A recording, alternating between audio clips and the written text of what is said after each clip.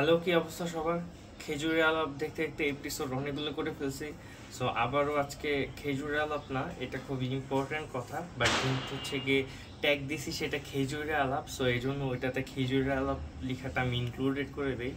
তো দেখতে দেখতে আমাদের রোজা শেষ। এই রোজাতে হয়তো বা আমরা অনেক কিছু শিখছি। অনেকে বলতেছে রোজা অনেক ফাস্ট গেছে, কিন্তু সেদিকে আমাদের ফোকাস না হয়ে আমরা রোজায় কি কি শিখছি, কি কি অবদান রাখতে পারছি, কতটুকু নিজেকে মানে কি বলবো, আত্মচর্চা নিজের করতে পারছি, সেই দিকে আমাদের খেয়াল রাখা উচিত। রোজাতেই আমরা অনেক ভালো কিছু শিখি। ঝগড়া করা যাবে না, সহজে কাউকে গালি দেওয়া যাবে না, অ্যান্ড মানুষের উপর অবিচার করা যাবে না, নিজের উপরে জুলুম করা যাবে না। যতটুকু পারি নিজেকে আইসোলেট করতে হবে অ্যান্ড নিজের কাজের উপর ফোকাস করতে হবে। এই ব্যাপারটা কেন জানি আমরা প্রত্যেক বছরই রোজার সময় আসলে একটু চর্চা করি, কিন্তু রোজা বের হয়ে গেলে সেটা ভুলে যাই। ভুলে যাওয়ার কারণে আমরা রোজাকে ঠিকমতো মূল্যায়ন করতে পারি না।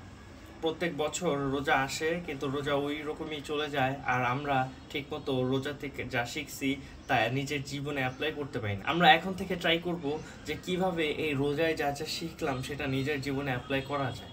লাইক নামাজ রোজা তো অবশ্যই, কিন্তু এর বাইরেও মানুষের সাথে সদাচরণ করা, কথা বলা পরিহার করা, পশু পাখিদের একটু যত্ন নেওয়া, যেহেতু ওরা অবলা প্রাণী, ওরা বুঝতে পারে না, ওরা কথা বলতে পারে না। আমরা ট্রাই করব যে পশু পাখিদের যাতে হেল্প হয়, ওদের যাতে জুলুম না হয় সেদিকে খেয়াল রাখা। মনে রাখতে হবে যে আমরা হচ্ছে সব থেকে সুন্দর ক্রিয়েচার। সো আমরা যদি সুন্দর করে সব কিছু অর্গানাইজ করি পৃথিবীটাকে, তাহলে পৃথিবী একদিন আসলেই অনেক সুন্দর হয়ে যাবে আবারও। এই যে বিভিন্ন জায়গায় হচ্ছে গিয়ে কার্বন ডাইঅক্সাইড অ্যান্ড সব কিছুর মাত্রা অনেক বেড়ে গেছে, এটার জন্য হিউম্যান দায়ী। সো এটার জন্য মানুষ যেহেতু দায়ী, মানুষ চাইলেই সেটাকে মাত্রা কমায় ফেলতে পারে। ইভেন তো রাস্তাঘাটে ড্রেনের যে অসুবিধা, সামনে বৃষ্টির সিজন আসতেছে গরমের সাথে, তো যখন দেখবো যে একটু বৃষ্টি হলে ড্রেন ভরে গেছে, এটার দায় কিন্তু শুধু লাইক ড্রেনের না, এটার দায় মানুষেরও রয়েছে। কারণ আমরা চিপসের প্যাকেট অন্যান্য কিছু খেয়ে যেখানে সেখানে ফেলে দিই, শেষ পর্যন্ত সেটা ড্রেনে যেয়ে আটকে যায়। আর শেষ পর্যন্ত কিন্তু দুর্ভোগ আমাদেরই হয়, কজ আমরাই রাস্তায় চলাফেরা করি, আমরাই হচ্ছে গিয়ে ভোগান্তির শিকার হই। তো এই ক্ষেত্রে এইগুলি থেকে বাঁচার জন্য আমাদের যা করণীয়, আমাদের তা অবশ্যই করতে হবে অ্যান্ড করা উচিত।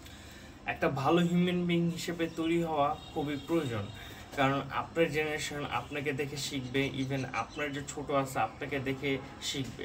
ওরা যাতে কিছু শেখার জন্য পায়, ভালো কিছু যাতে পায়, সেই ক্ষেত্রে আমরা প্রস্তুত হতে পারি। অ্যান্ড রোজাতে তো আমরা এগুলি শিখলাম, রাইট? সো যেহেতু আমরা এগুলি শিখছি, এখন এগুলির পালা হচ্ছে কি প্রায় রোজা চলে যাবে, কিন্তু এইগুলি ছাড়া যাবে। এই রোজার মধ্যে যারা সব থেকে বেশি পরিশ্রম করছে তারা হচ্ছে গিয়ে আমাদের মা। তারা হচ্ছে সারাদিন এমনিতে রোজা রাখছে, অ্যান্ড এরপরে হচ্ছে ইফতারি অ্যান্ড রাতে আবার খাবার দাবার সব কিছু মেনটেন করছে, অ্যান্ড কোনো অভিযোগ দেয়নি।